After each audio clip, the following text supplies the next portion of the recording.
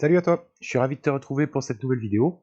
Correction du sujet d'Amérique du Nord 21 mai 2024 et on va s'intéresser ici à l'exo 3, étude de fonction assez classique. Allez, c'est parti directement. Je t'affiche ici le début de l'énoncé de l'exercice 3, mais de toute façon, je te mets le lien en description. Donc, on nous donne une fonction f définie sur 0 ouvert plus l'infini, une certaine expression, il y a du ln, et ça commence par tirer par des lectures graphiques. On nous précise qu'on a tracé la courbe représentative de f et une certaine tangente à la courbe CF au point de coordonnées 1, 1, c'est-à-dire au point d'abscisse 1. On peut vérifier que le point 1, 1 appartient bien à la courbe représentative de f. En effet, si je calcule f de 1, j'obtiens 1 fois ln de 1, ln de 1 vaut 0, donc ce premier terme s'annule, moins 1 sur 1, qui fait bien 1. Donc le point A appartient bien à CF. C'est pas demandé, mais ça coûte rien de le faire mentalement. On nous précise donc que cette tangente, bien sûr, passe par ce point A, et aussi par le point B de coordonnées 0, 4. Alors je vais les retracer ici pour qu'on voit bien. Le point B 0, 4 est ici en vert, et le point A, coordonné 1, 1, est ici. On nous demande dans la question 1 de lire f' de 1 et de ensuite donner l'équation réduite de la tangente t. f' de 1, alors ça c'est de la question de première. f' de 1, c'est le coef directeur de la tangente à la courbe CF au point d'abscisse 1. Autrement dit, c'est le coefficient directeur de t. Donc, dans cette question, il s'agit de lire le coef directeur de t. C'est une question presque de collège. Je me place en B, ordonnée moins 4. J'augmente de 1 en abscisse. Je me retrouve donc ici. Je fais plus 1 en abscisse. Et je regarde de combien a augmenté ou diminué l'ordonnée du point qui a cette abscisse qui est sur T. Ici, je me rends compte qu'il faut monter de 3. Autrement dit, le coef directeur de T, c'est 3. Donc ça, c'est une version très simple quand on vous pose la question, mais qui n'a pas vraiment besoin de détailler. Ici, si on fait cette méthode, ça va être un tout petit peu relou d'expliquer comment on le trouve. Alors, j'en propose une autre ici, c'est d'expliquer d'abord que f' de 1 est le coefficient directeur de t. Donc, ce qu'on a dit, directeur de t, qui est bien la tangente ACF. Bon, ils mettent des parenthèses autour de CF, on respecte leur notation, au point d'abscisse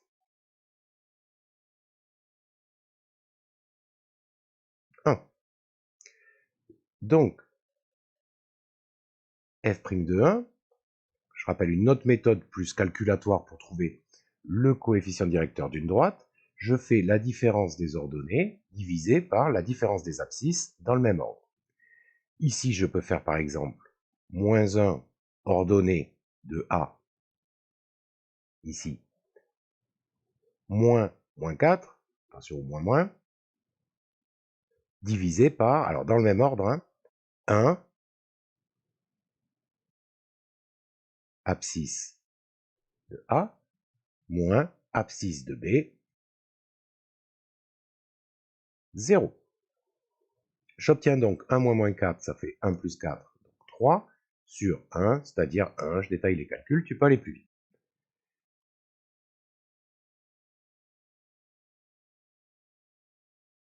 Du coup, on lit graphiquement que f' de 1 égale 3. Si tu réponds que ça en faisant la première méthode, plus 1 en abscisse, plus 3 en ordonnée, ça peut être un peu sec, je ne sais pas quelles ont été les consignes données pour les correcteurs. Et c'est fini. Je redis, c'est une vieille question, c'est des vieilles méthodes de fin de collège et de première avec l'arrivée de la dérivée. Il faut savoir les faire quand on est en terminale et qu'on passe le bac, il faut que ça te semble facile. Question 2. Donnez les intervalles sur lesquels la fonction f semble convexe ou concave. Que semble représenter le point A pour la courbe CF? Alors, si tu n'es pas à l'aise avec la convexité, je te renvoie vers un quiz que j'ai fait en ligne sur YouTube. Je te mettrai le lien en vidéo. Donc, il faut se rappeler, comme je dis dans ce quiz, que l'archétype de la fonction convexe, c'est la fonction carré. L'archétype de la fonction concave, c'est la fonction moins x carré. Donc, c'est une histoire de courbure, quoi, si tu veux. Donc, sur l'intervalle 0, il ne faut pas oublier qu'elle n'est pas définie avant 0, ni même en 0. 1, f semble concave.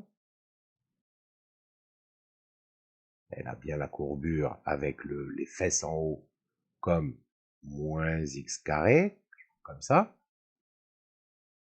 Et sur l'intervalle 1 plus l'infini, f semble convexe. Pour l'instant, on ne prend pas trop de risques, hein, c'est vraiment de la conjecture. N'oubliez pas de mettre le verbe sembler ou aller R2 ou je conjecture que, mais vous affirmez pas qu'elle est convexe ni concave. Vous dites, vous prenez les pincettes. Et du coup, si en 1, elle passe de concave à convexe, ça veut dire qu'elle change de convexité. Visuellement, la courbe traverse la tangente. Avant l'abscisse 1, la courbe est en dessous de sa tangente. Et après l'abscisse 1, la courbe est au-dessus de sa tangente. Autrement dit, au point d'abscisse 1, ou au point A, la courbe semble changer de convexité. C'est ce qu'on vient de dire. Et donc,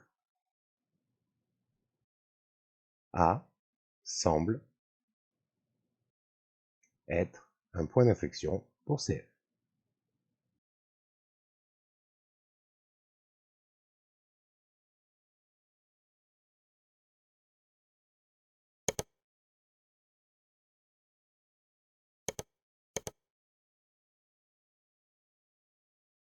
On passe maintenant à la partie B, l'étude analytique, c'est-à-dire avec les calculs. Ce coup-ci, on va arrêter de lire sur le graphique, on va faire des calculs. On va déterminer en justifiant la limite de f en plus l'infini, puis en 0.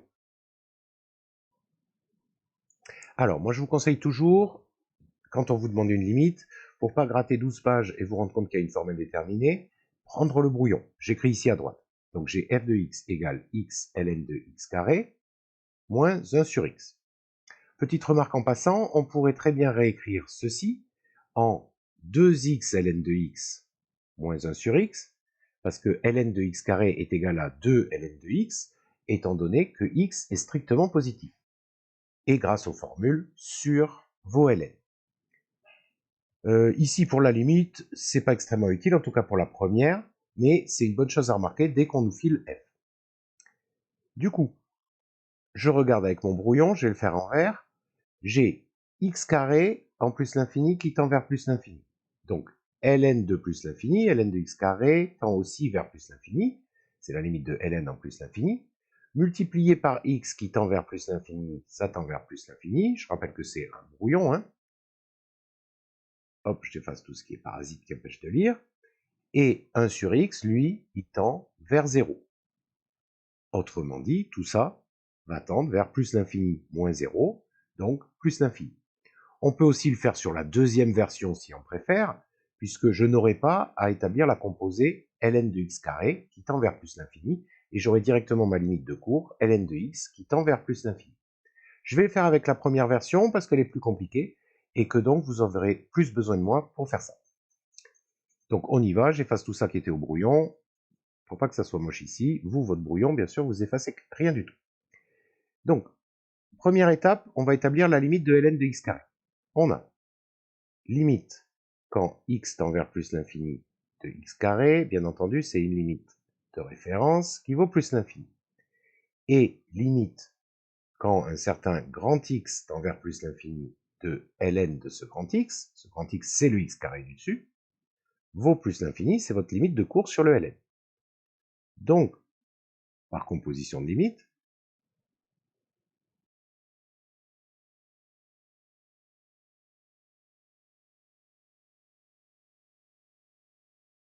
on a limite de ln de x carré égale plus l'infini.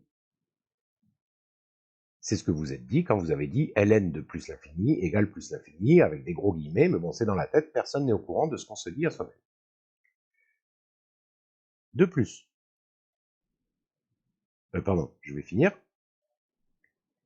Donc, la limite, quand x tend vers plus l'infini, de x fois ln de x carré, c'est de la forme plus l'infini fois plus l'infini, ça fait plus l'infini. De plus, la limite, quand x tend vers plus l'infini, de 1 sur x, c'est 0, même 0 plus, mais on n'en a pas besoin ici. Et donc de ces deux limites-là, j'en déduis que la limite, lorsque x tend vers plus l'infini, de f de x, que je n'ai pas besoin de recopier, égale plus l'infini.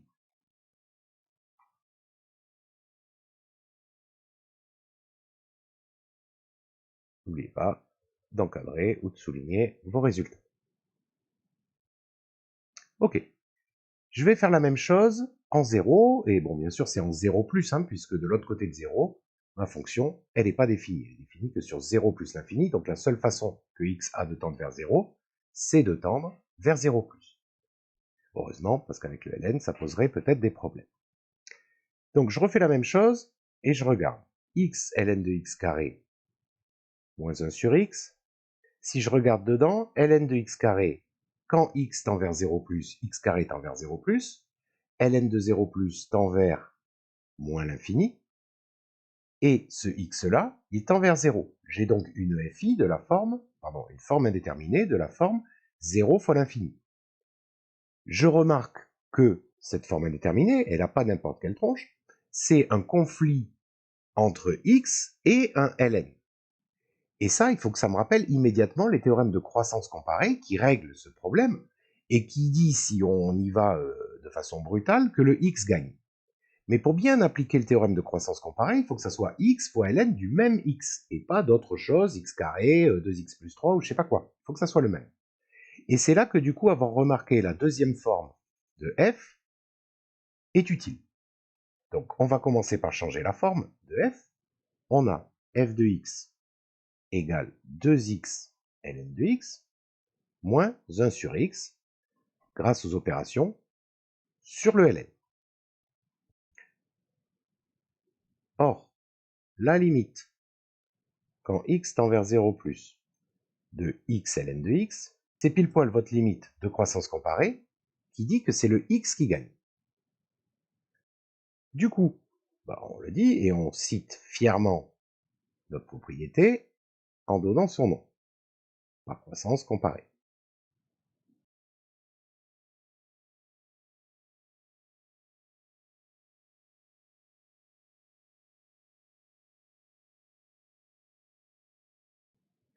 Alors, on ne va pas expliquer que x2, ça tend toujours vers 0. On donne juste la limite du dernier terme, 1 sur x, quand x tend vers 0 plus, qui vaut plus l'infini. Et on conclut, donc, la limite quand x tend vers 0 plus de f de x, qui est donc égal à 2 fois 0 moins plus l'infini, faites gaffe au moins, qui vaut donc moins l'infini. Un petit conseil, quand vous trouvez des limites comme ça et que vous avez eu le graphique au-dessus, retournez voir si ça a l'air cohérent. Par exemple, si cette dernière limite vous trouvez plus l'infini, ça n'est pas du tout cohérent avec le graphique que vous avez eu en partie A. Je le remets ici. Le voilà. F n'a pas l'air de tendre vers plus l'infini en 0 plus. Clairement pas. Ou alors il y a un rebond ici, mais bon, ça poserait des problèmes. Ça n'a pas l'air très cohérent. Et pareil, la limite en plus l'infini a bien l'air d'être plus l'infini. On n'a rien prouvé, mais ça a l'air cohérent.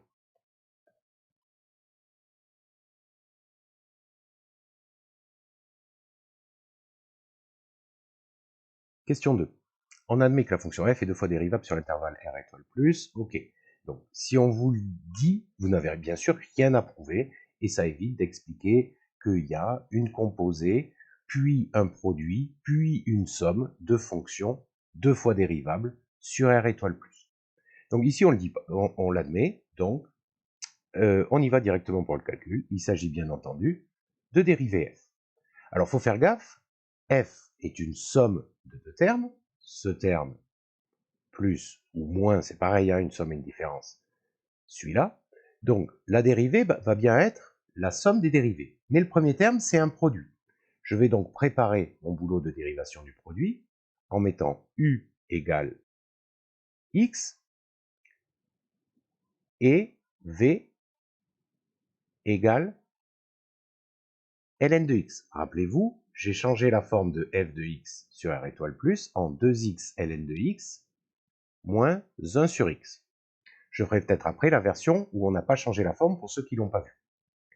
Donc je prépare mon boulot, u' égale 1, aucun problème, et v', la dérivée de ln, c'est la fonction inverse. Je suis donc prêt à dériver, donc pour tout x appartenant à r étoile plus,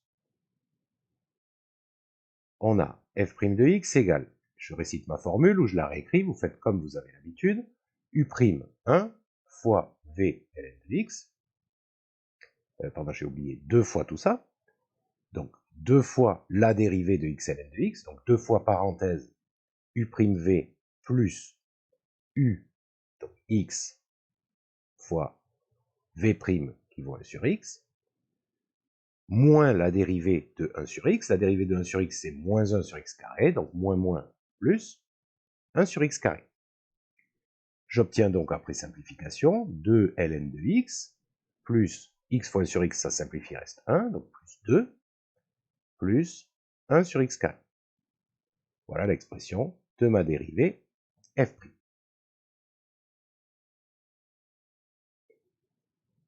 C'est la réponse, je l'encadre. Je vais faire quand même la deuxième version.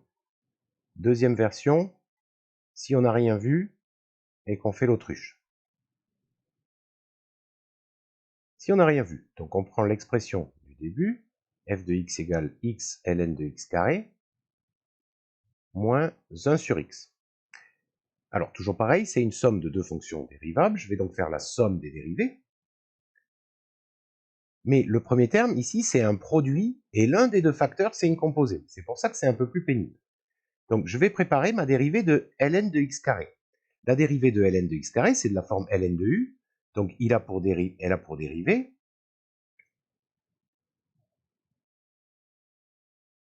u' sur u. u' vaut 2x sur u qui vaut x carré. Je simplifie par x, j'obtiens 2 sur x. Pour ceux qui suivent particulièrement bien, on remarque qu'on a bien la dérivée de 2 ln de x. Maintenant, j'ai le produit à faire. Donc, je vais poser à nouveau u et v. U maintenant, c'est x de dérivée 1, et v, c'est ln de x carré dans cette deuxième version, de dérivée que je viens de calculer, 2 sur x. Donc, je suis prêt à dériver. Ma dérivée f' de x pour tout x dans r étoile plus, c'est u', donc 1 fois v, c'est-à-dire ln de x carré, plus u x fois v', c'est-à-dire 2 sur x, moins, comme tout à l'heure, la dérivée de 1 sur x, c'est-à-dire 1 sur x carré.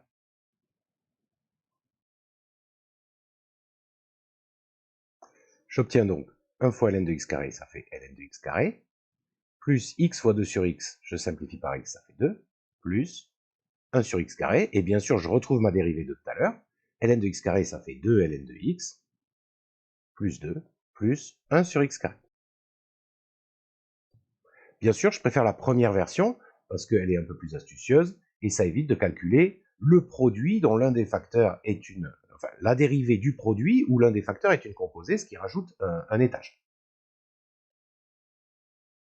Voilà pour la dérivée de f pour x strictement positif.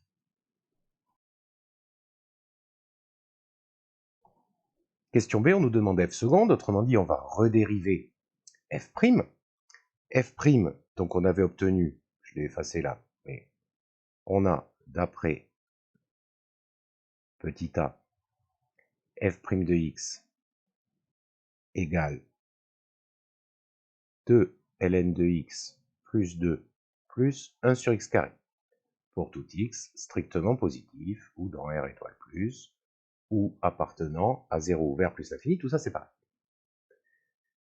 On nous a déjà dit que f était 2 fois dérivable, donc il n'y a pas à justifier qu'f' est dérivable. Donc, pour tout x, là j'utilise les abréviations, on a f seconde de x, la dérivée de f', qui va être égale à la dérivée de ce qu'il y a au-dessus. La dérivée de 2ln de x, c'est 2 fois la dérivée de ln de x. La dérivée du plus 2, ça vaut 0. Et la dérivée du 1 sur x carré, ça fait moins 2 sur x cube.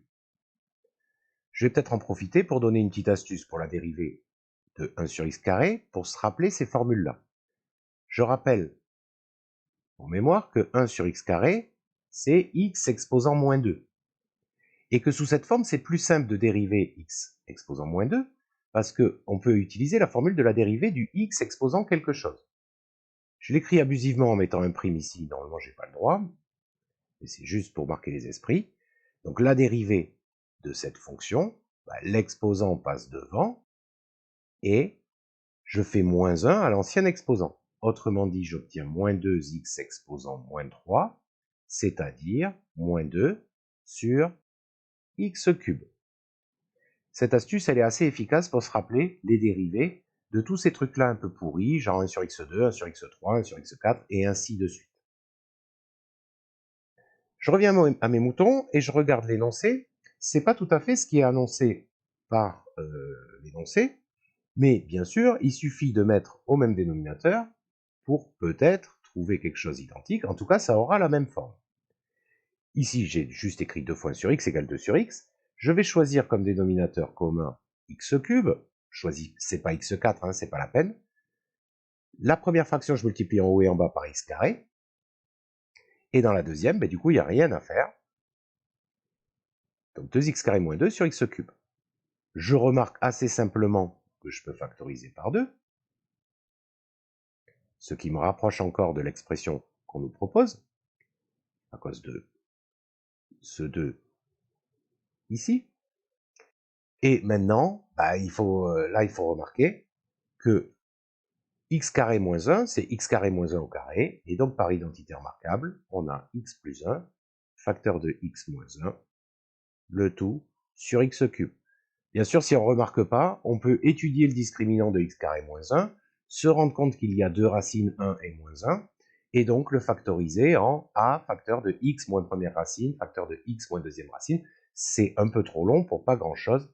Vraiment, je vous invite à reconnaître ces identités remarquables a carré moins b carré quand elles sont aussi simples que là. On a donc fini le calcul de f seconde, et cool, on a trouvé, pareil, que ce qui était attendu.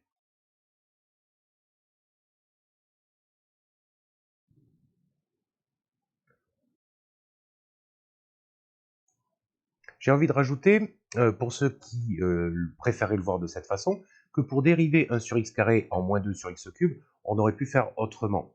C'est-à-dire qu'il y a une première version qui consiste à avoir 1 sur x carré comme du 1 sur u, que je sais dériver en moins u' sur u carré. Si je le vois comme ça, j'écris sur le côté, u égale x carré, la dérivée de 1 sur u, c'est moins u' sur u carré, le u' vaut 2x, puisque u valait x carré, j'ai plus qu'à remplacer, moins 2x sur x carré, le tout au carré, je multiplie les exposants 2 fois 2, 4, j'obtiens donc moins 2x sur x4, et je simplifie par x, je réobtiens moins 2 sur x cube. Il y a une dernière version qui consiste à voir ça comme du u sur v, mais alors là, c'est un peu maladroit, et je déconseille de le faire de cette façon. Question suivante, on nous demande d'étudier la convexité de f. Alors maintenant, on va le prouver.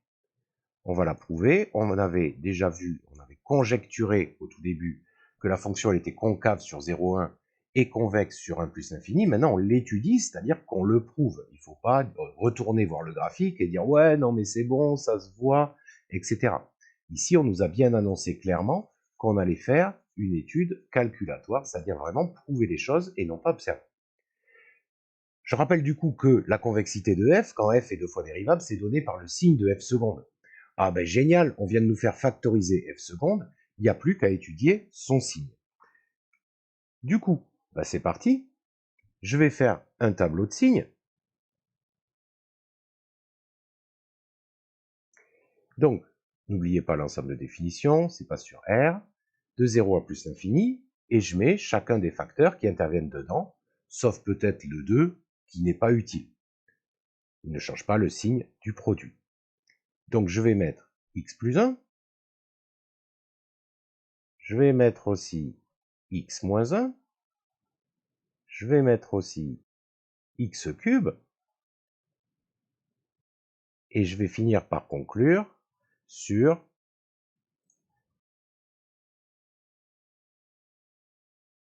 le signe de f seconde de x. Alors n'oubliez pas que f seconde n'est pas défini en 0, je mets direct la double barre ici. J'aurais pu mettre une ligne pour le 2 et mettre des plus partout, mais ça ne sert pas beaucoup. Donc, le signe de x plus 1.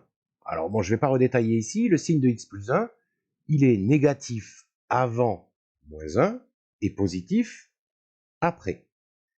Donc ici, il est toujours positif. X moins 1, lui, il va changer de signe en 1. Et il va s'annuler en 1. Et il est négatif avant, positif après. Si vous galérez pour ces études de signes de fonctions affines, je vous renvoie, et je vous mettrai le lien en description, vers une vidéo très simple que j'ai faite pour pas se galérer avec ça. C'est du vieux truc, il faut que ça soit simple. X cube, quand x est positif, il est toujours strictement positif. Éventuellement, ici, il s'annule. C'est d'ailleurs pour ça que f seconde n'existe pas en 0. Ça ferait une division par 0. Du coup, par règle des signes, ici, c'est négatif, ici 0, ici positif. Maintenant, j'ai le signe de f seconde, donc je peux directement transformer ça en convexité pour f. Sur 0,1, f seconde est négative, donc f est concave. Et sur 1 plus l'infini, f seconde de x est strictement positif, donc f est convexe. On retrouve les conjectures de la première partie, et en particulier le fait qu'en x égale 1, la convexité de f change, prouve que le point de la courbe d'abscisse 1 est un point d'inflexion pour CF.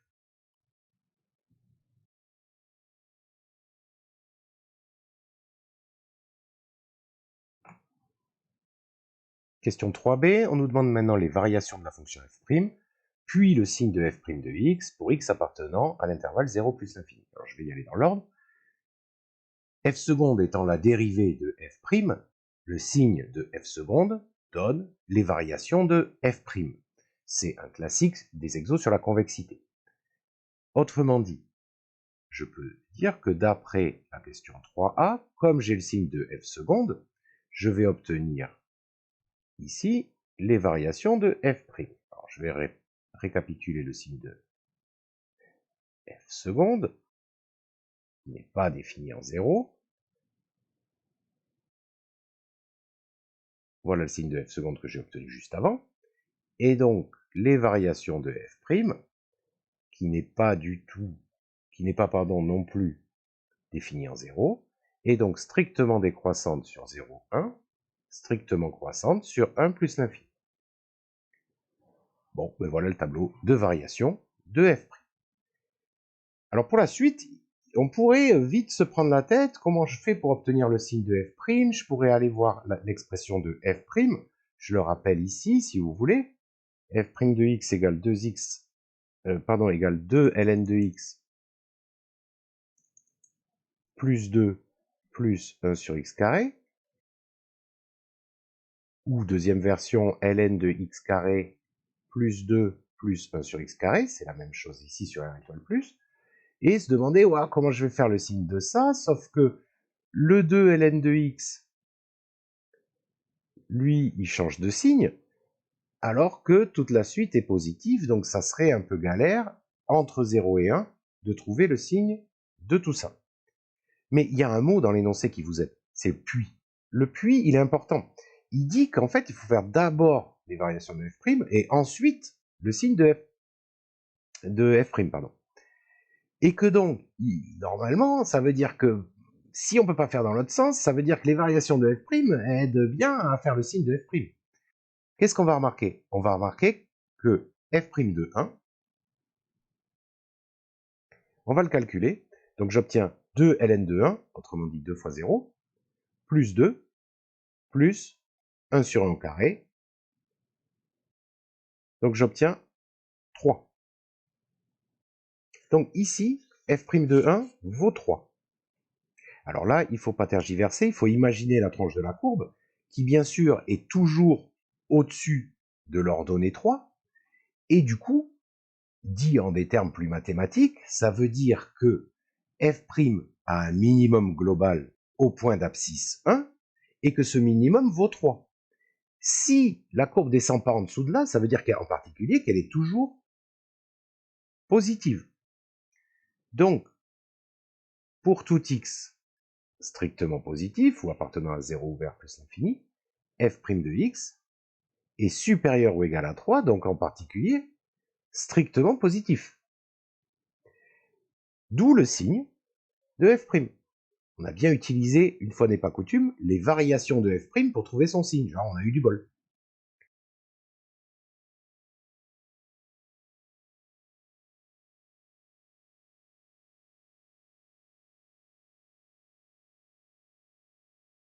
f', je veux son signe,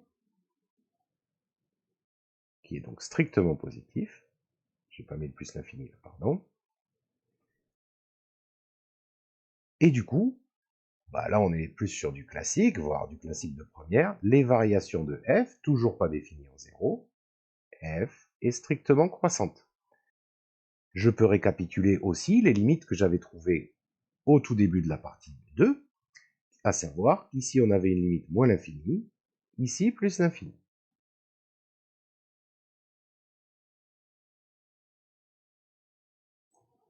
Question 4a, montrer que l'équation f de x égale 0 admet une unique solution, elle s'appelle alpha, sur l'intervalle machin.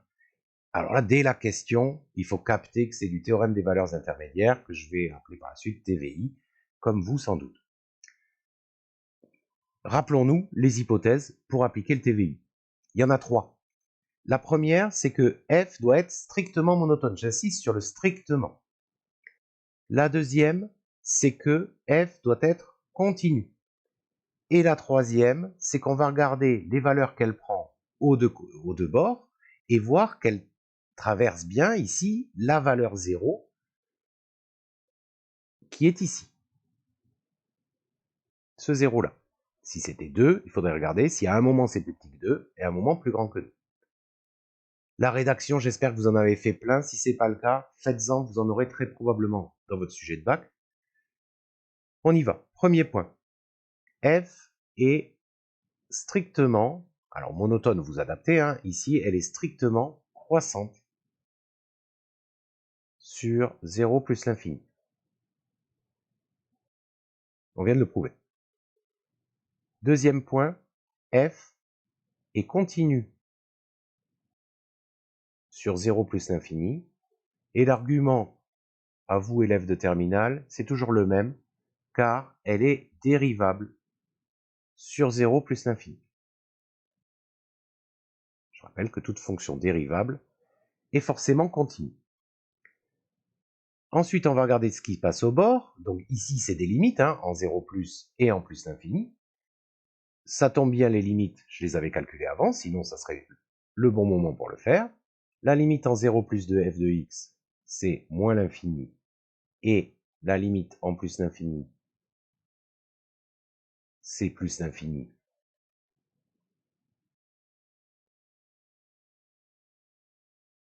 D'après la question B1. On remarque que la valeur 0 appartient bien à cet intervalle. Alors j'ai dit TVI, certains vont l'appeler théorème des valeurs intermédiaires ou corollaire du théorème des valeurs intermédiaires. Certains même, avec des vieux profs, théorème de la bijection. Ça dépend, vous adaptez au vôtre. C'est la version où il y a unique solution. Unique solution strictement croissante. Si vous avez juste croissante, vous aurez l'existence d'au moins une solution. C'est ça vos deux versions. Donc, alors je vais dire corollaire du théorème des valeurs intermédiaires. J'écris TVI pour gagner du temps. L'équation f de x égale 0 a une unique solution. Franchement, ils abusent, ils l'appellent toujours alpha. Et bien sûr, elle est dans 0 ouvert plus infini, parce que de toute façon, on regarde que ces valeurs de x là.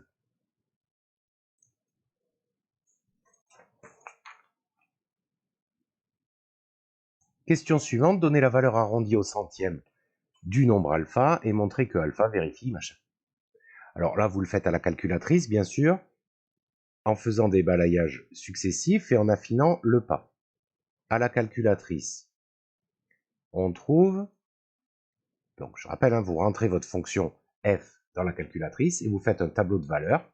Au début, vous ne savez pas du tout où est alpha, donc il faut faire un pas de 1 par exemple, et vous allez vous rendre compte très vite que f change de signe entre 1 et 2. Et c'est pas 1 et c'est pas 2. On va écrire quelque chose, si vous dites rien, c'est pas la fin du monde. Par balayage successif, il y en a plusieurs, en affinant le pas.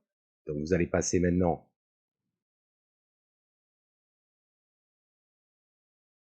à un nouveau tableau où vous allez mettre comme borne du tableau ces deux valeurs 1 et 2, et vous allez prendre comme pas 0,1, 1 dixième. Et vous allez trouver que f change de signe entre 1,3 et 1,4. Puis, maintenant vous prenez comme nouvelle borne 1,3, 1,4, et vous mettez un pas de 0,01. Vous obtenez alpha entre 1,32 et 1,33. Et alors là, faites gaffe, vous voulez un arrondi au centième. Si vous savez qu'alpha est entre 1,32 et 1,33, vous savez pas, vous connaissez pas une valeur approchée de alpha. Parce que 1,32, imaginons que c'est là, 1,33 en zoomant, c'est là. Vous savez pas si c'est d'un côté ou de l'autre, le milieu étant 1,325, vous savez pas si alpha est de ce côté, auquel cas son arrondi, c'est 1,32, ou si alpha est de l'autre côté, auquel cas son arrondi, c'est 1,33. Donc, si vous voulez une valeur approchée au centième, il faut que vous fassiez un encadrement au millième. Donc, on refait encore un coup, nouvelle borne 1,32, 1,33, pas 1 millième, ce coup-ci 0,001, et on obtient alpha entre 1,327 et 1,328. Et ce coup-ci, je peux déduire la valeur approchée de alpha. Alpha est environ égal à 1,33 à 10 moins 2 près.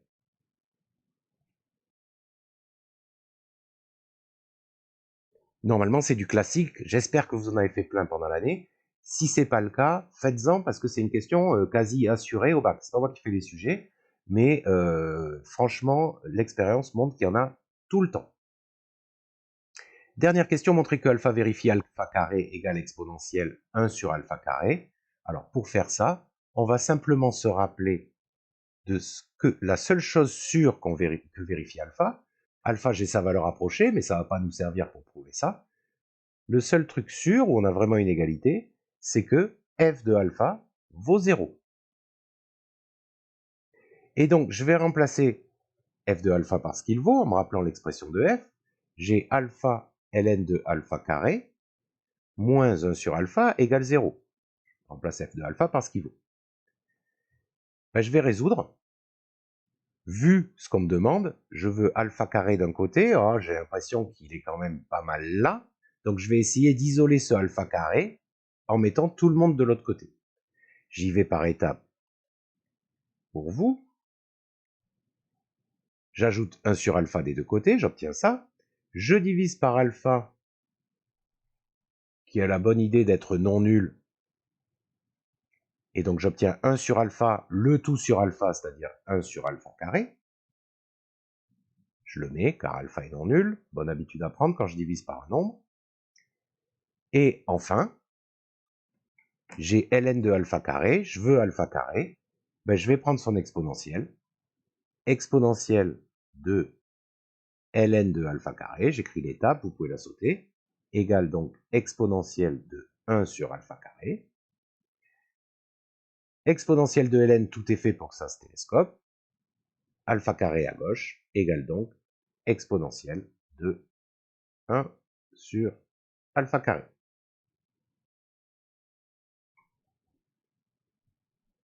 Et voilà donc pour la dernière question de cet exo 3. J'espère que ça t'a plu. C'est vraiment un exo très classique, pas trop dur, sur les fonctions, donc un exo d'analyse. La première partie lecture graphique peut surprendre, mais il n'y a rien de difficile. Je t'invite à revoir tes vieux cours pour être à l'aise avec ça, ou à poser des questions dans les commentaires. J'espère que ça a répondu à tes attentes, que si tu étais en Amérique du Nord à passer le bac, tu as fait tout comme ça, et que si tu passes le bac bientôt ailleurs, cette vidéo t'aura servi pour bien réviser. Je te souhaite tout le meilleur, et je te dis à la prochaine. Ciao.